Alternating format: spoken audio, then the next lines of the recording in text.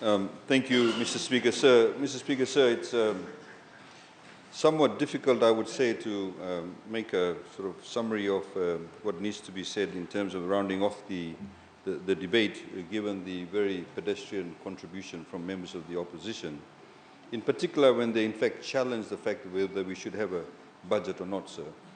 As you very correctly highlighted, sir, last year in July when we did present the budget, we said because of the pandemic and because of the number of variables that were still up in the air, that we may need to actually do a mini budget or a revised budget, which is precisely what we did.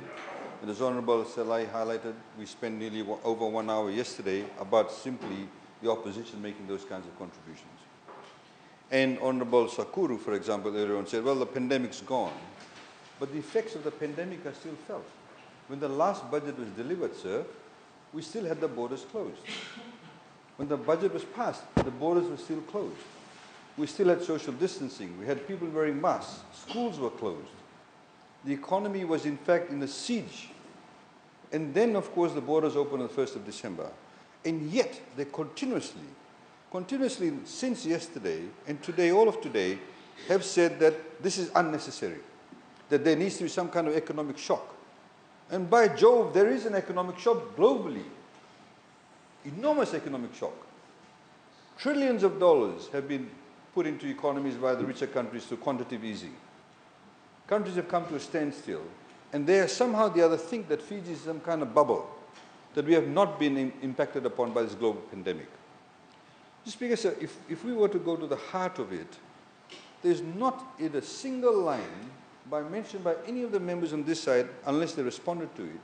And indeed, in the budget statement last night, not once did we mention elections. Not once. Yet the entire reaction from the other side was, oh, it's election budget. Immediately when we were announcing about the VAT reduction, so election. A few months ago, they were talking about reduction. They did not say election. When we make an announcement, then say it's election. Not once did we mention election, sir. But if you listen to the contributions by the members, and as the Honourable Prime Minister highlighted, and if you look at the contributions, and under his leadership, the Fiji First government, sir, has been critically involved and in fact is very much determined to make structural changes within the economy to unlock the Fijian potential. That's precisely what we're doing. The DRUA is one such example. If we had not invested the funds, they wanted a grant from us. If we had not done that, DRUA would not be in a good footing now. It could have actually closed down the franchise. We, by law, could not fund DRUA if it's a private entity. So we came up with a solution. And it's a creative solution. It's thinking outside the box. And that is that we actually become a shareholder in the DRUA franchise. And that is to allow for a period of hand-holding, a period of injection of capital into that organization, until such time as DRUA, and as we can see they're performing really well, that it has the capacity to be able to attract other private investors, and the government can then step aside and then allow for that franchise to continue. And that's precisely things like what the Honourable Prime Minister mentioned, the changes doing through TLTB, in terms of ensuring that we're getting the leases done properly, getting professional valuers. What all of this does, sir, is increases the value of the Itaukei land. They have pontificated, they have used ethnicity, they have used land, they've used GCC. All of the previous governments have done that. Yet not a single shred of outside thinking box has taken place. Now Honourable Tuisawao is running down the Itaukei land development saying it's not enough. It was under this Prime Minister that we started the Itaukei land development. Everybody went on about, oh, we're asset rich but cash poor. This is a practical way of ensuring that they become cash rich also.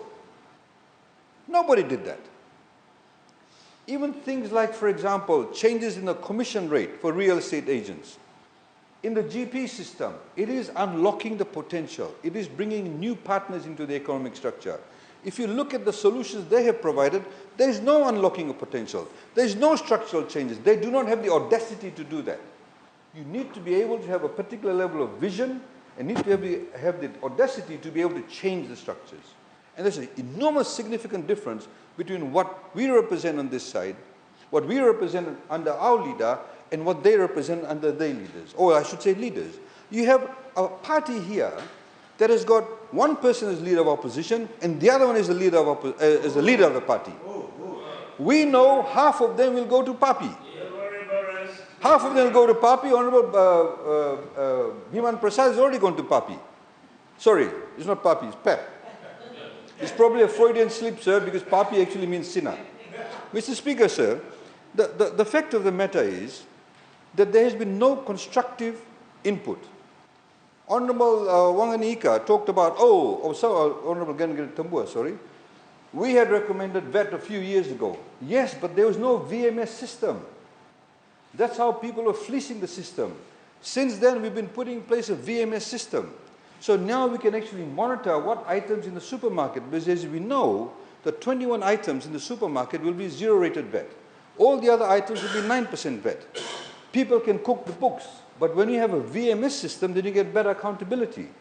They talk about, we should have reduced the duty on fuel. You cannot just simply reduce the duty on fuel overnight without having another revenue source. It sucked out $56 million from the revenue stream. So how will that $56 million be made of? Where will they get it from? The VAT, 21 items, $163 million reduction in revenue. Direct, just like that, off the book. How will that be made of? They did not suggest that we increase VAT on other items, which we have done. It's what you call responsible government. They go on about responsibility and transparency. This is true responsibility and transparency. Because we are able to take a very robust and very transparent manner in ensuring that we have the right amount of revenue and we also have an expenditure that's being able to be controlled. On one hand, they said, Dinao, because that's the relative, that's the narrative. Karza, that's the narrative. But they don't talk about, if we had not taken out the $2 billion in debt in COVID-19, you have a situation where the country, suddenly overnight, 50% of the revenue is gone. Absolutely gone. We still need to continue with the basic services. We still need to continue with the basic services. So where will that come from? They say we should not have borrowed. So let's cut civil service pay. Let's cut medical services. Let's cut social welfare. Let's cut Water Authority of Fiji. Let's cut funding for FRA. Then they'll say there's no water. There's poverty alleviation benefits have gone. Where would the money come from? You see, they say, there's too much dinner. Honorable Rondo was going on about it. But she does not give an alternative. She'll be the first one to complain. Honorable Bulanuda was gone. He talked, about the welfare has gone down. But he does not know the reason for it. He could very easily find out. The intended number of recipients, in fact, weren't there because a lot of them took the 360. $500 million was injected into the economy to ensure people actually had food on the table, as Honorable Gangarit Tambua talks about. What was the alternative? The entire world did that. And here we are, members of the opposition saying this should not have been done. There would have been socio-economic chaos. People would have become despondent. Destitution would have prevailed in Fiji.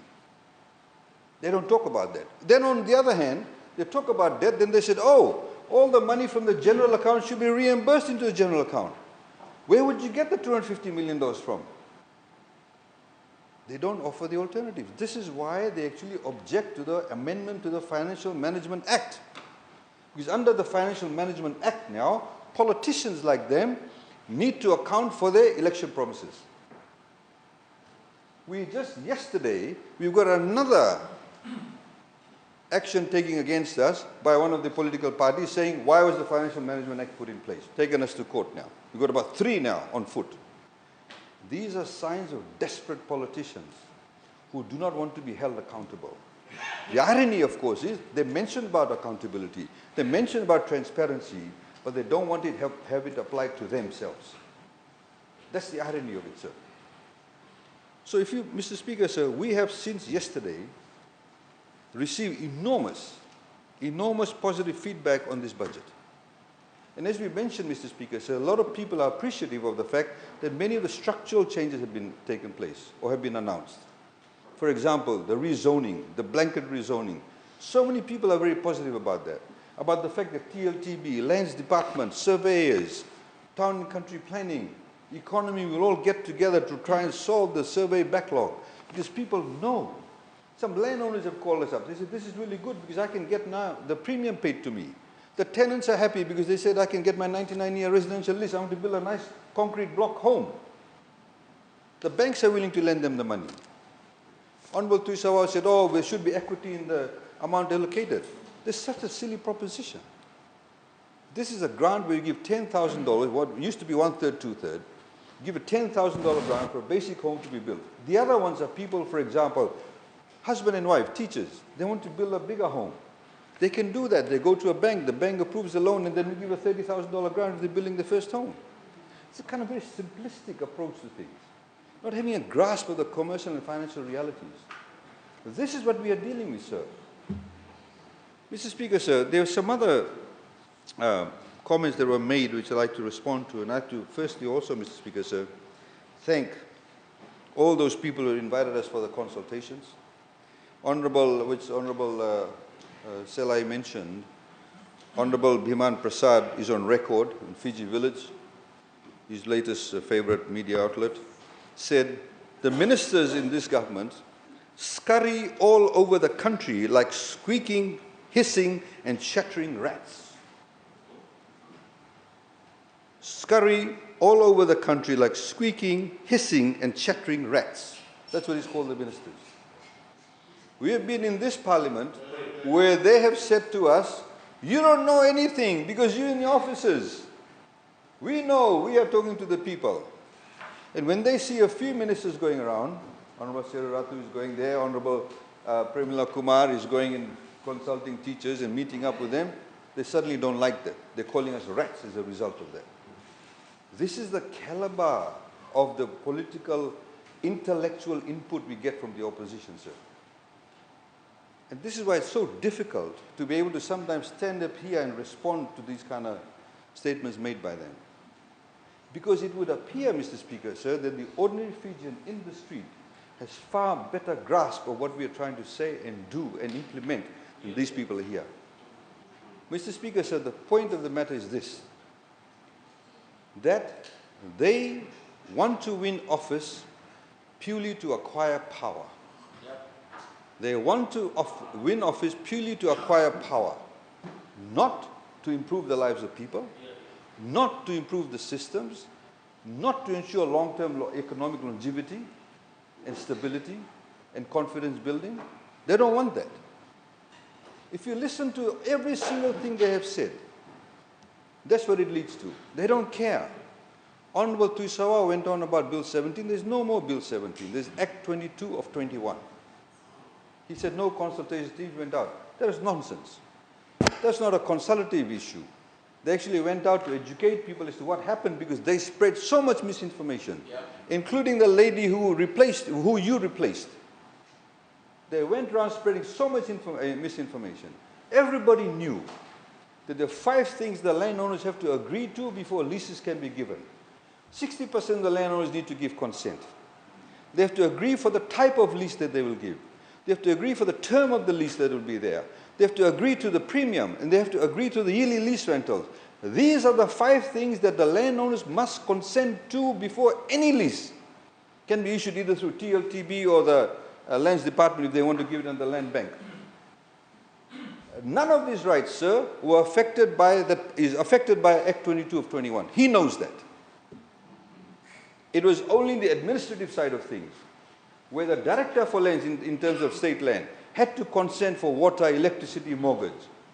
And so did the TLTB CO. That was removed. None of the rights of the landowners were affected. People in the grassroots understand that now. We were in Nandi, where people talked about it, and they said, we have been misled. And they are now willing to engage. A lot more people are willing to engage with Itauke land development. This is their narrative. They know that. Mr. Speaker, sir. Mr. Speaker, sir, we would like to thank those people who attended in Nandi, Lotoka, people who asked for ad hoc budget consultation in Numbu, Nasinu, Nosori, Kavanangasau, Kulukulu, Lambasa, Savusavu, Olosara, and Koronivia.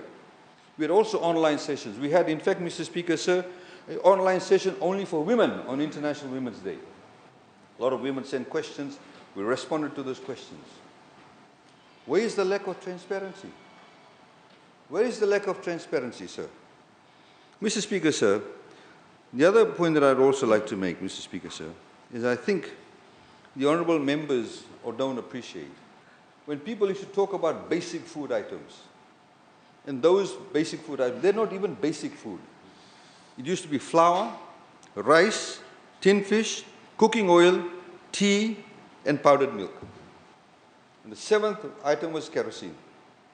Today, Mr. Speaker, sir, we have 21 items. They include essentials also like sanitary pads for women, toothpaste, toilet paper, soap, washing powder. And all the other items, if you look at, garlic, potato, onion, tin fish, cooking oil, all of those things, Mr. Speaker, sir, you can actually make a meal out of it. It forms the basis of a meal.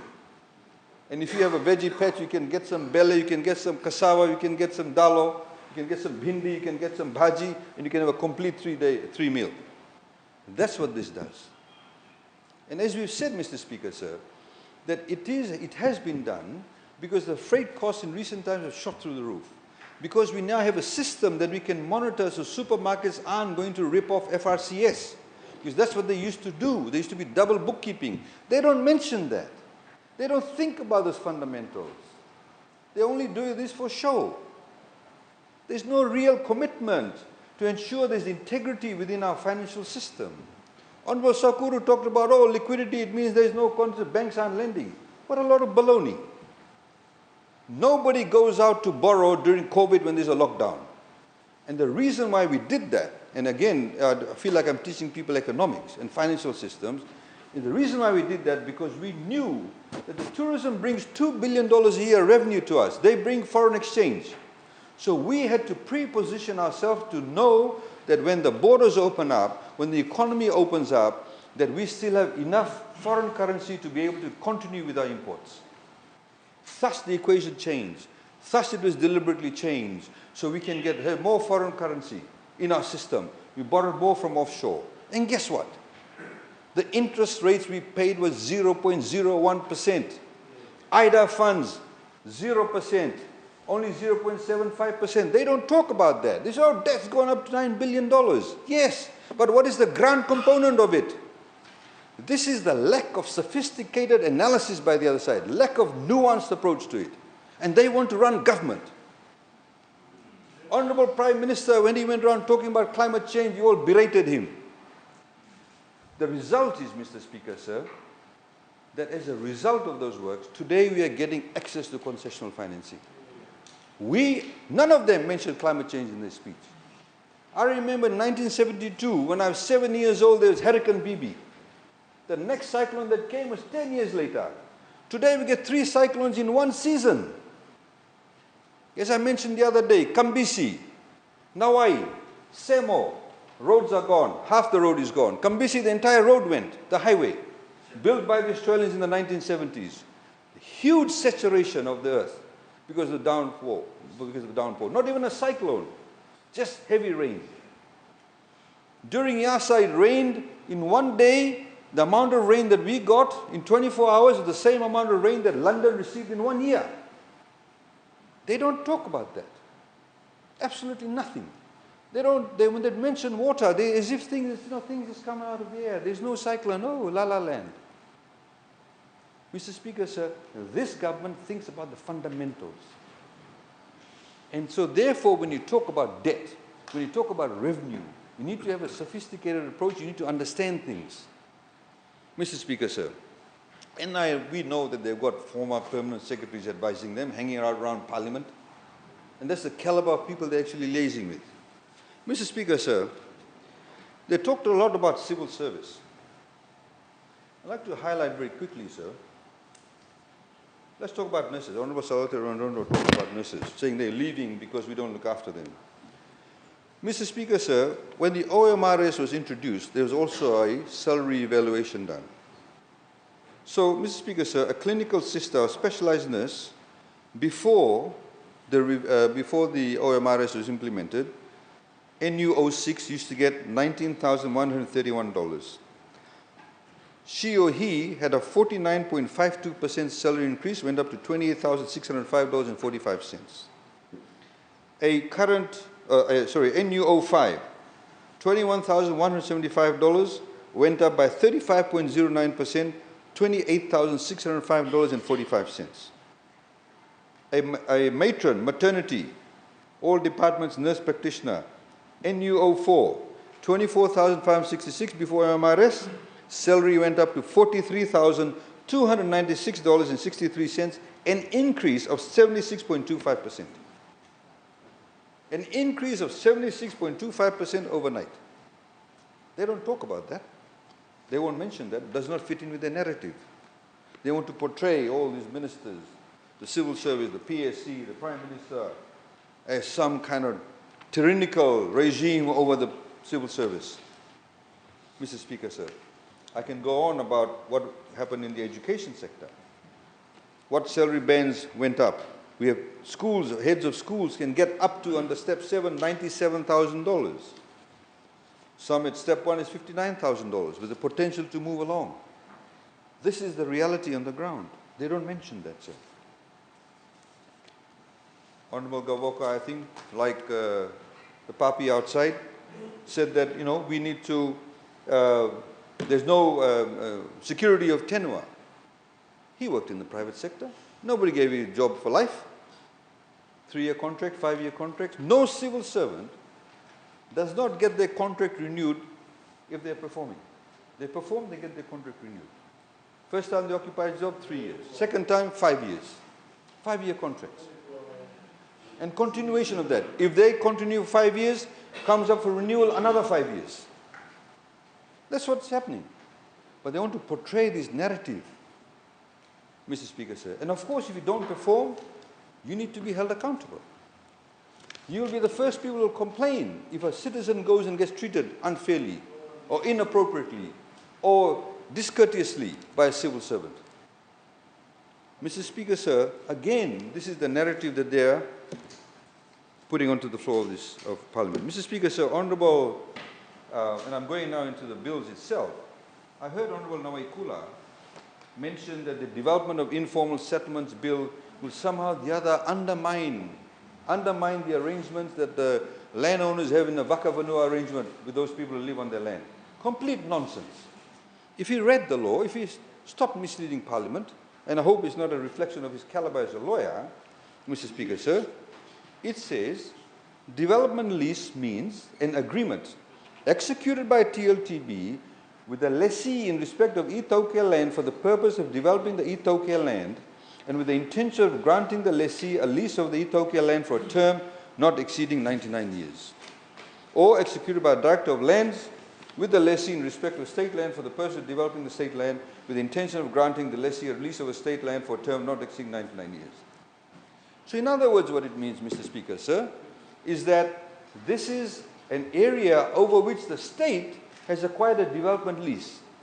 The only way that the Ethiopia Lands Trust Board can give a development lease to the state is if 60%, at least 60% of the landowners have consented to it. So how can it in any way be doing what Honorable Nawaikula is saying? And that's precisely what's happened. All these areas where people live in Vakavanua range for 30, 40, 50 years, landowners aren't getting enough money. It's prime land, some of the places. What we are saying, we start paying the development lease. Landowners consent at least 60%. Yes, okay, you can develop this. 60% agree. We then start paying the development lease on a yearly basis. The people who are squatting don't pay anything, but the landowners get money from us. And then we intend to develop the land. What this particular law does, sir, is that if it's a state lease, or a state has leased the land, then we should be able to ensure that those people who want their lands to be given 99-year leases, that they need to move should the need be. As we all know, squatters don't build houses in a row, straight row. They build all over the place. How can you develop it with roading if one guy decides not to move his house? Honorable Premila Kumar will tell you that in Dombati, 4 or 5 years he's been stuck because 3 people don't want to move their house. The road cannot be built. Or there's so much little space between houses, roads cannot be built. How can we have proper development? State is paying for it. And everybody that lives in the squatter area will be assured of a title, whether it's strata or whether it's a land title. This is precisely what this law does. They're objecting to this, saying, in other words, the PCN, Langi Langi, those people, poor people, who have paid over $2.2 million should not be reimbursed the funds. They're saying we should not do that. That's precisely what they're doing by objecting to this bill, or to this particular budget, revised budget, sir. Mr. Speaker, sir,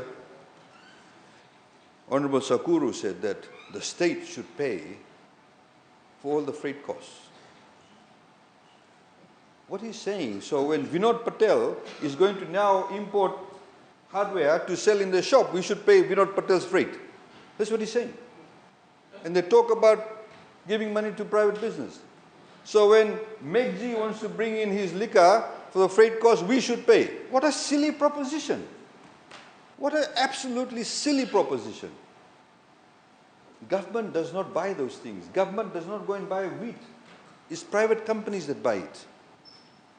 We have the Bus Operators Association today, Mr. Speaker, said they issued a statement threatening government, threatening Fiji to say that we have not done enough in this budget for the bus operators and that services may be affected. That's what they issued a statement today. They wanted some special conditions given to them. Despite the fact that 20 cents have been removed, they wanted even further reduction for themselves. It used to happen before, sir, but what used to happen then was that they would then go and fill up their trucks, their cars, and sell fuel and then claim it as fuel being used for buses. Not all of them, some of them. Some of the companies are doing well. You know exactly how much fuel they use because they actually have fuel tanks in the garages. But they also don't tell the public that they can go through the FCCC. In fact, they have a meeting with FCCC next Tuesday. They've asked for a fair rise. And they probably get it. It's an independent process. So we as a government, Mr. Speaker, sir, are trying to ensure that new transparent systems of government operate. Not like previously, nudge, nudge, wink, wink. Come and go and see somebody, see the Prime Minister, see some minister, and then get their bus fare increased. System doesn't work that way. When FCCC asks them for their accounts, show us how much money you spend, how much money you spend to buy buses and all of it. Half of them don't have their accounts done. They don't want to reveal it. How can you run an economy and people don't want to reveal that? You have to be transparent in that. This is what government needs to do, sir. This is what government needs to deal with. Mr. Speaker, sir, Honorable Wanganika, I think, really needs to do some counseling sessions because she seems to cannot let go of what happened, I think, 10 years ago. The cross-carriage license was put in place, Mr. Speaker, sir, subsequently, to allow ordinary Fijians to watch programs that were of importance to them. Because we had licenses or sponsorship given by one TV company, other people watching other TVs, or they did not have the right aerial, could not watch that. Point of order, Mr. So, Speaker. Mr. Speaker, sir. Point of order, Mr. Speaker. I made no reference to the cross-carriage issue. I made reference to him mentioning governments to his speech at USP and the conduct that he did in 2014. Don't talk, he doesn't need to talk to me about cross-carriage. I know about cross-carriage. That's a non-issue. Thank you, Mr. Speaker. Sorry, sir. It is an issue about cross-carriage. You mentioned that. Sir, the fact of the matter is that now we have the Wailesi platform. They all went on about Wailesi previously. Wailesi allows even a small TV station like My TV to be available to every Fijian, no matter where they are. A TV company like My Television has very little upfront capital investment. Yet people in Vanuatu can now watch My TV. People who can catch a Wailesi platform in southern Laos, they can watch My TV. It is to allow people a range of television programs. They can watch the Hope Channel. That's what cross-carriage was trying to facilitate. But now with the Wailesi platform, Mr. Speaker, soon time to come, it will be completely irrelevant. So he needs to really move around over that. Mr. Speaker, sir, USP is not the only institution that provides tertiary qualifications or educational facilities in Fiji. There's FNU, there's University of Fiji, there's Corpus Christi, there's Montfort Boys Town, Sangam, various other institutions that government also funds through this budget, sir. Mr. Speaker, sir, the way the honourable member is trying to make out as if, because of this, we suddenly won't have our people educated. Mr. Speaker, sir, the fact is they're trying to turn this into a political issue. We have always stated, sir, that if these allegations are investigated by an independent organization or entity, and they come out with the results, we're quite happy to give the grant. They talk about good governance in the same breath. We want good governance. We want proper accountability. The Fijian government is the largest grant giver to USP. Over $30 million at one stage. The next year's grant giver was $2 million. I think Solomon Islands. 32 million, 2 million. Some of them give a few $100,000. And also, Mr. Speaker, sir, we have the largest number of students there, all of whom are funded through TELS or toppers or private funding. That is the fact of the matter. So please, don't try and turn this into a political issue, which they have done. Honorable Biman Prasad, we all know, is Honorable Prime Minister stated already. He is conflicted. We all know that. It's an open secret. Mr. Speaker, sir, Honorable Sakuru mentioned about, foreign reserves. It was a bad thing. He said, oh, we have not earned the foreign reserves. It's come from overseas. Yes. Yes, it's a strategic move. What's wrong with that? You should be happy that we got 8 months' worth of foreign reserves, because it puts us in a good place. Mr. Speaker, sir, the Nandi River project, the question I wanted to ask was, what happened when the money was given by the JICA in the 1990s? The leader of PAPI was Prime Minister. The money went, disappeared. We all know that. The reason why it's been delayed in COVID was because we're getting engineers from overseas. They come from Japan. People could not travel. That's why it was delayed. Stage 1. And again, we've invited members of the opposition. Please come. To date, since Cyclone Winston, we've said come to the Situation Room at level 3 or 4 in Royal Alam Balabu House to see where we're building all the schools, what are all the projects. None of them have come. None of them. Either whether they're too arrogant or whether they think they'll be caught out, we don't know. But we've invited them. None of them have turned up. Mr. Speaker, sir. You see, he's saying it's not our job. It's your job. It's your job to speak the facts with knowledge. And that will help you acquire knowledge on Kurindrani, which you lack a lot of. Mr. Speaker, sir. And in the same way, if you talk about the Nandi River Rehabilitation Program, it is open. We've had discussions recently with some landowning units. We did a presentation. In fact, at the budget consultation, Nandi Town Centre, we actually had an entire session on the Nandi Rehabilitation Project. Stage 1 will be completely grant funded by the Japanese. Stage 2 we are currently looking at with the Australians and some other partners. We need to do more dredging, get the river deepened. And one of the things, as we've said, we lament every time we go past a river. If people had started building river walls many years ago, today we could have completed it all. Not a single river in Fiji has a river wall. You go to Europe, you go to Brisbane, all the rivers have river walls. We don't have that. Of course, it will cost us billions of dollars to get all these rivers walled. What we can do in the meantime, sir, of course, is to be able to dredge to ensure that there's no flooding, to be able to get some commercial activity up these rivers too. Mr. Speaker, sir, the Honorable Gerengeri Tambua mentioned that, people are still waiting. The people in Monosabu were still waiting for electricity when Monosabu got built. Beni Marama government gave them electricity. The people in Singatoka Valley, the salad bowl of Fiji, I was taught in school, in primary school. Singatoka is the salad bowl of Fiji. The salad bowl, when the salad used to come up the bumpy road, all the way from up Bila and all those, Nambila and all those places, up to the highway, up to the market, 30% of the tomatoes had already been damaged. The Beni Marama government tasseled it. We talked about connectivity to Vanuatu to Viti Levu. It took 3 hours to travel from Lambasa to Nambualu. Today it's tasseled.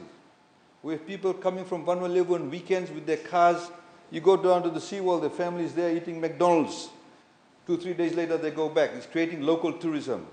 People from Viti Levu find it easier to go there. The Hibiscus Highway, Moto in Ba. And they say they're waiting for water. Have they looked at the amount of kilometers of reticulated water systems that have been put in the shortest period of time? Have they looked at the amount of kilometers of electrical cables that have been laid, overhead cables that have been laid in such a short period of time? See, this is the kind of narrative that they're putting out. They're not recognizing that.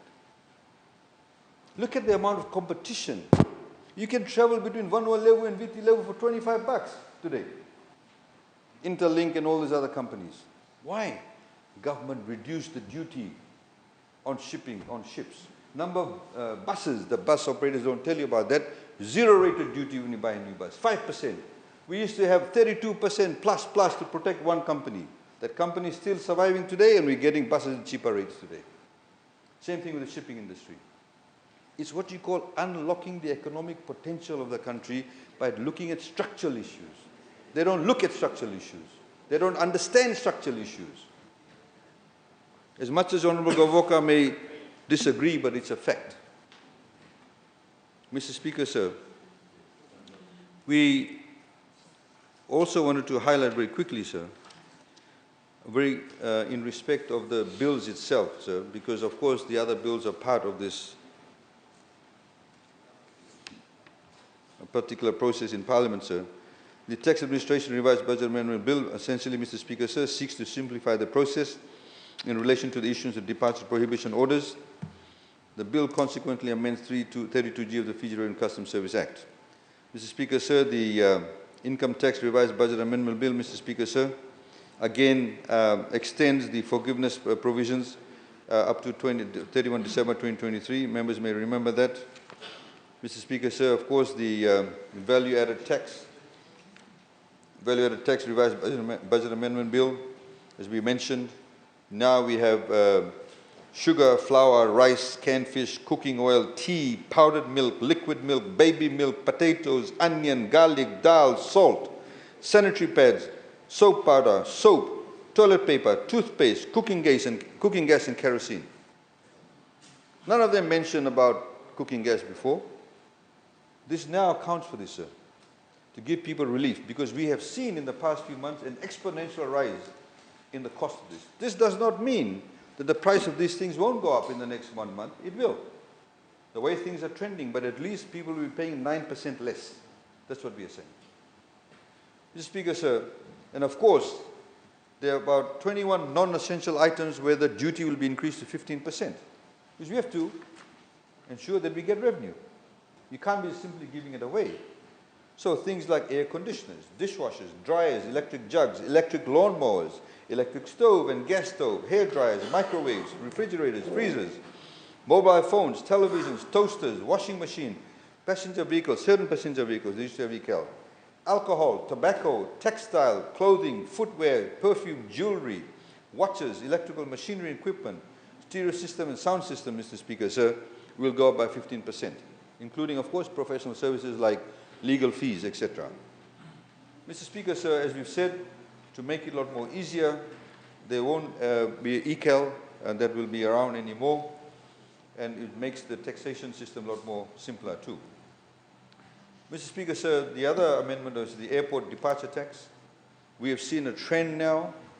Fiji Airways, Honorable Wanganika and Rasova, maybe perhaps I can get your attention for this. We have seen a trend now, Mr. Speaker, sir. A lot of people now travel between the USA and Australia and like to stop over in Fiji for a few days. If they stopped previously for more than 24 hours, they have to pay departure tax. We then changed it to 3 days. In this particular amendment, sir, we've changed it to 4 days. So they don't have to pay departure tax because it is a disincentive for them to stop over in Fiji. We want to also capture that market because Fiji Airways offers a good pricing.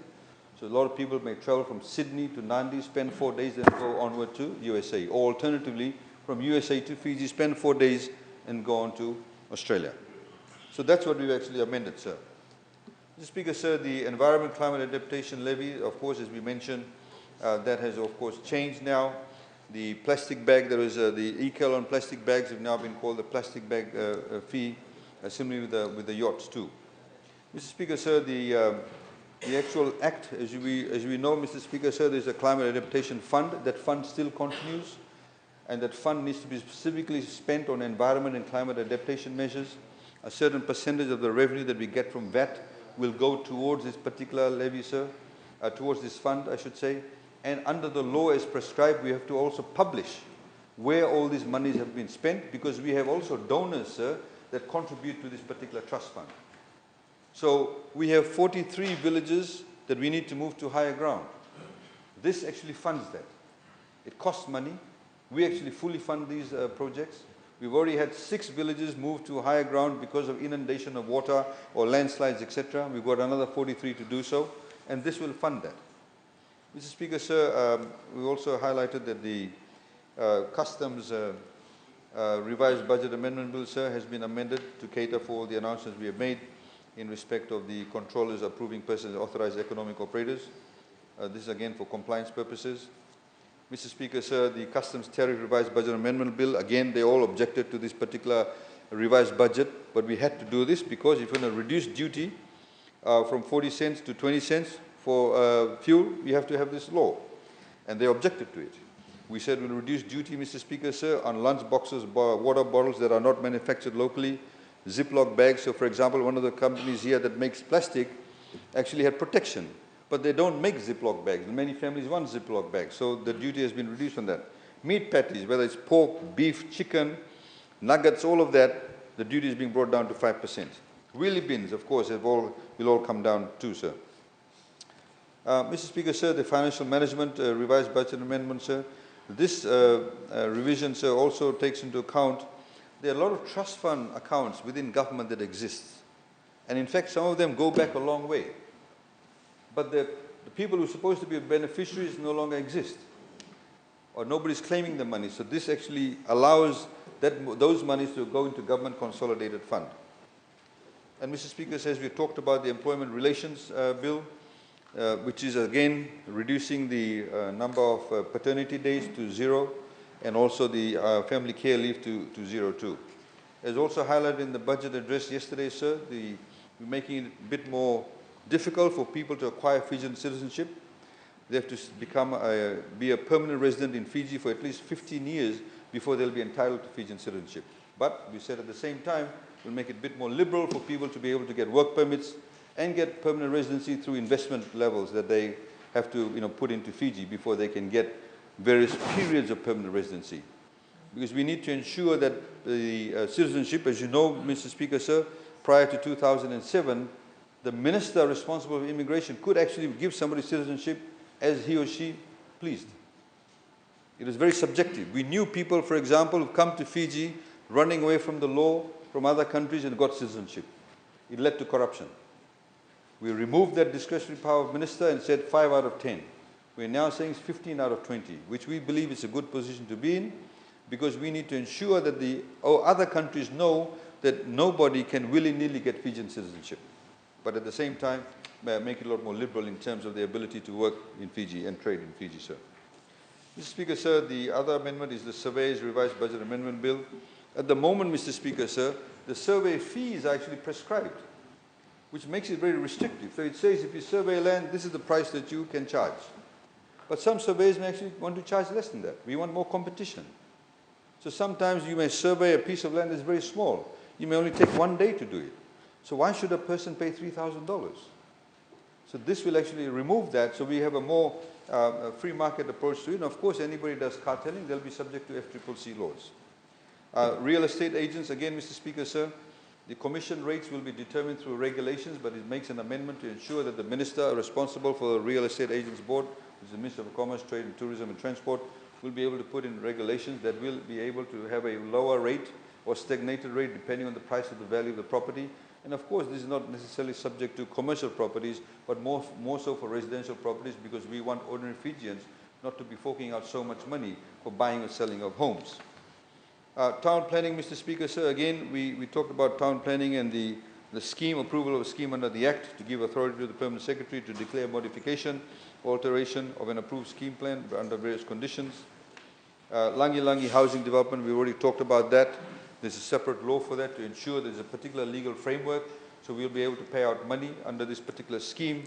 We already have, Mr. Speaker, sir, 3,367 complainants, and deposits amount to about $2.2 million. The law actually specifies what process they need to go through. There will be some regulations put in place to be able to show proof that they actually paid the money. We don't want people coming from all sorts of areas to say, I did pay, but sorry, I don't have a receipt. There needs to be a particular process in place because this is actually taxpayers' funds. Mr. Speaker, sir, the other provision is the medical and dental practitioner revised budget amendment bill, again, to put in regulations as to how a person can actually become a GP through the medical and dental practitioner revised budget amendment bill, sir. Development informal settlement bill, which I've already mentioned, sir, and the land transport, which facilitates the open taxi rank system. And also there were some anomalies regarding carrier operators. It required the carrier operators to operate only between 2 points. But obviously, if I'm a carrier operator for example, in Lambasa, somebody may come along and say, look, can you take me to Siberia? And then when I'm in Siberia, they might say, okay, can you take me now to, Numbu? And from Numbu, I may go somewhere else. So the carriers have the level of flexibility, which we do want to do for them, sir, too, because they do have limited operational activities. And similarly, Mr. Speaker, sir, there'll be some policy and regulatory changes regarding carriers and also those people who have driving schools, so they don't have to, every year get renewals. So, Mr. Speaker, sir, these are the laws, in fact, that have been affected. And as you can see, Mr. Speaker, sir, these amendments to these laws or the introduction of these laws are critical to be able to give the substance and facilitate the budget announcements we made. Mr. Speaker, sir, the honourable members, I think, were a bit confused in respect of this particular budget itself. This is what we call revised figures. So if you, for example, the example that Honourable Bulanouda talked about social welfare, they now know exactly how many recipients there were. The reason why that number has been reduced because they're anticipating a larger group of people, but in fact a lot of them went to the 360. So we don't need to have an allocation of $5.2 million. You'll see some readjustments that have been made in respect of the peacekeeping head and the RFMF and various other areas. So it's about the entire sum of money that will be sent in this financial year, which is from 1 August till 31 July. And the reason why we have this, because we have to revise these figures. So, for example, Tourism Fiji, the borders have now opened up. We've allocated a bit more money for them. So, because all the workers, all the staff at Tourism Fiji were on a 4-day week. Because, of course, there's not much tourism activity. So now we have to increase their budget so they can come back to work 5 days a week. So these are the adjustments that have actually been made. And so these figures are the overall expenditure for the entire year through this revision. Mr. Speaker, sir, I'd like to, I think it would be amiss of me. I wish to thank, Mr. Speaker, sir, the team at Ministry of Economy and FRCS. This is not an easy task. I mean, they do go around with us also in the consultations. People don't understand this because they think elections are just around the corner. Elections can be held actually in January 2023. We have to deliver another budget for the period beginning the 1st of August. We may need to go for another round of consultations in a couple of months' time. Maybe we'll get called super rats by then. But the fact is, Mr. Speaker, sir, we have to do this. And the fact is that these people in the Ministry of Economy, in FRCS, and various other agencies actually work very hard and work very long hours. And I'd like to, Mr. Speaker, sir, take this occasion because they've had to deliver revised budgets, and they had one last year, they have another one now, and they've got another one they're going to plan for now, for July. I'd like to thank, Mr. Speaker, sir, the Permanent Secretary for Economy, Shri Gounder. We have a new CEO for FRCS, Mark Dixon. He's been a breath of fresh air. Savindra Nath, the Acting Director of Corporate Services. Isoa Talima Mbua, Head of Budget and Planning. Nemea Dawai, the Head of Treasury. Kamal Gounder, Manager Infrastructure Sector. Sudhir Ben, Acting Manager. And of course, we have the drafting team in the SG's office. Fiscal Policy and Research Analysis Division, Tuisiki Vo, Kavita Ram, Asenada Lewaravu, Eleanor Vueti, Vinay Singh, Koral Gavindi, Shafia Hassan, Shalen Kumar, Asmita Chan, Shamal Chan, Salavalu Mbola, Samisoni Toko. In the Budget and Planning Division, Kalera Ravono, Kiman Mala, Mere Dakuni Tambua, Melvina Singh, Poonam Singh, Devita Tuimbao, Ankit Prasad, Sandeep Kumar, Anike Singh, Frida Fremlin, Laurie Singh, Miriama Ketendromo, Ashlyn Singh, Lendua Vakaloloma, Sanil Prasad, Alipate Kete, Pranita Raj, Tari Mbembea, Namrita Singh, Reziti Raj, Jyoti Prasad, and Naparosa Tui Walesi.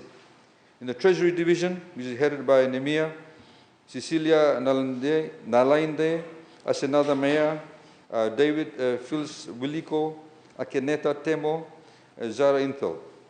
And from the Revenue and Customs, Shalini Singh, who heads the customs area, Shalini Kumar, Momina Beg, Rahul Gandar, Anasa Matakede, Sherilyn Hassan, Tale Kato Nimbau. And these are the people, Mr. Speaker, sir, and Tima Rayawa, Farani Sesen Gavindi. And from the Climate Change Division has been Nitesh Chand. Mr. Speaker, sir, these people actually, if you look at the demographics of these people, most of them are actually below the age of 40. And that's one of the things that we are seeing in the civil service, in many of the ministries and departments. A lot more young people are coming through, better qualified, highly sought after. We recently had 2 or 3 staff actually poached by UN agencies and various other multilateral agencies. As announced in the budget, sir, we're also doing a review of the civil service pay structure vis-a-vis scarcity of skill sets and also the retention. There's certain skill sets that are very hard to retain. Once they get the foreign exposure, once they get the training, once they're within the system, a lot more people want to get them. So we need to be able to retain them within the civil service. And so, Mr. Speaker, sir, these are some of the things that are being done. We've also, as we said, recognized in the budget an allocation of over $1 million for those teachers who have actually taken the initiative and got themselves qualified. They are now being paid higher salaries. So this has actually been reflected in the budget, over $1 million for that. So they get paid higher salaries. We also, Mr. Speaker, sir, very much looking forward to the Productivity Commission. We need to increase productivity in our country to be able to ensure that people get commensurate salaries. Mr. Speaker, sir, overall, as we mentioned, we received very positive feedback. We'd like to thank all the people who participated in that. We'd also like to thank all the ordinary citizens who've shown a lot of tenacity during this particular period. We have, as I mentioned yesterday, I did not highlight all the different areas of electrification. Honorable Gavoka highlighted one of those areas.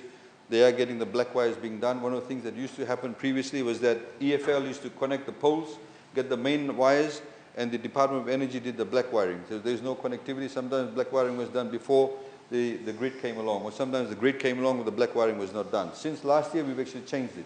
So the entire contract is awarded to EFL. So they're responsible both for the grid and also the black wiring. So we won't see a particular level of disconnectivity. These are the changes that are being brought about. I would also like to highlight, Mr. Speaker, sir, that we'll be publishing online all the areas that will get connected from now till the end of July to the grid itself. Mr. Speaker, sir, last but not least, of course, Honorable Geringere Tumbua mentioned about corruption and will come after you. She actually has forgotten that Fiji has ratified the UNCAC, United Nations Convention Against Corruption. We have FICAC. Fiji is now part of the peer review program, sir, where other countries come and get Fiji to sit on a peer review team that reviews other countries in terms of their compliance with UNCAC. She forgets all this. She's making it out as if there's so much corruption in Fiji as a result of this government. But we can tell you stories, sir, where previous governments refused to ratify UNCAC because they don't follow certain standards. Last but not least, a lot of talk was about minimum wage. And Honorable Sela is absolutely correct. People are plucking out figures from the air, $5, $4, $7, whatever it was. The fact that we had the unions not participating in this particular process with Dr. Pata, we now have, Mr. Speaker, sir, a game plan in respect of the implementation of the minimum wage, but it's been done progressively. The textile industry, Mr. Speaker, sir, in Fiji has been very much opposed to the type of increases that we are proposing, because they believe that their industry could be under threat, because people could go and get their orders placed in Bangladesh or Vietnam, etc. We will see in the budget, sir, that we have allocated funding to the Textile Clothing Footwear Council for them to be able to ensure that they continue to secure those orders. We've also, for example, Mr. Speaker, sir, given a 200% tax deduction for maternity leave. Over 95% of all the workers in the textile industry are females. The hotels also have a large number of females too. So this gives a particular level of relief, comfort, and an incentive for them to continue with their businesses. This is the type of hand-holding, Mr. Speaker, sir, that is critically important. As highlighted again earlier on, that we simply cannot increase the wages overnight. Many businesses will actually get rid of jobs. So this is a progressive approach to it. It ensures that everybody gets to the mark and gives 1 year for us to get to $4. It commensurately increases the salaries of those others who are in the next category or the 10 wages sector, which also is going to be reviewed. So, Mr. Speaker, sir, I would like to thank all the members who spoke in favor of the budget. I think it is a win for the ordinary Fijians, and I think a lot of them appreciate this, and we look forward to more of their contribution. We look forward to more of their participation in the consultations that will take place for the next budget session that we'll have, and when we deliver the next budget in July of this year, Mr. Speaker. Sir, I'd like to thank all the members for their contribution, indeed for everybody that's participated in this particular scheme, or this particular program, sir, in delivering this mini budget, sir. Thank you.